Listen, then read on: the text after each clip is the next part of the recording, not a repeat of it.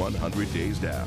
How has the president fared? MSNBC will have all-day coverage of President Obama's 100th day in office. The first 100 days in office. Tell us who made the grade in the first 100 days. Let's talk 100 days. What do you give him, Geraldo?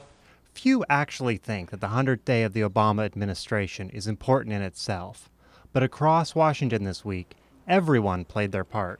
It feels like a year already, to tell you the truth. Every media outlet had a contribution. We have a whole section on the president's first 100 days. On Capitol Hill, the Democrats were celebrating. I'd definitely give the president an A. And they weren't feeling overly charitable to Republicans, who had retreated a bit to lick their wounds. The Republicans are difficult to deal with, let's put it that way. At the Brookings Institution, there was a somewhat accidental expert on the 100 days who was doing his part. Irish television, for German television. I'll do Japanese television tomorrow. At the center of it all was the White House. They called it a Hallmark holiday, but capitalized nonetheless. It's an arbitrary day in which presidents are measured. We get that. We're playing along. Today marks 100 days since I took the oath of office to be your president. As the big day approached, though, the best-laid plans were scrambled. I've decided to be a candidate for re-election in 2010 in the Democratic primary.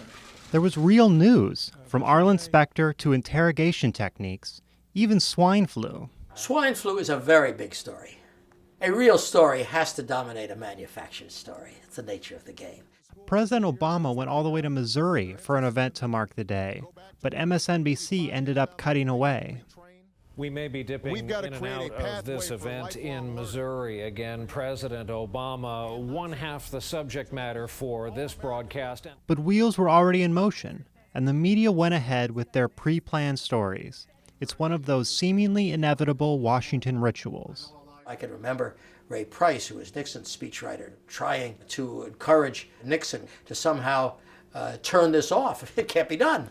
Now, after 100 days, I'm pleased with the progress we've made. But I'm not satisfied. I'm confident in the future, but I'm not content with the present.